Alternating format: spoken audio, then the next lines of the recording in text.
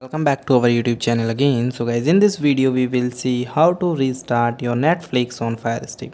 So guys, if your Netflix is stuck on while playing the episode and by playing any movie, so guys, you are not alone. Many have users having such type of issues, and in this video we will find some relevant way to resolve this issue. Okay, so guys, first of all, for restarting the recent Netflix, so you can move to your applications where you can find your app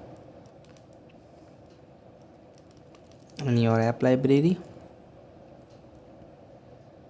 Okay, here I got my Netflix. So now guys, you can press the back button. Here you can see the list of the options. So guys, here you can press this button. Okay, then you can go down and here you can go to the option of help. So you can click on the help option. Okay, then you can move down and here you can see reload option. So guys, you can press and reload. Now your Netflix is reload. Okay, so guys, these are the steps for reloading your Netflix on your FireStick. Okay, so guys, thank you and have a nice day, and subscribe our YouTube channel for the further information. Maybe this video is very helpful for you.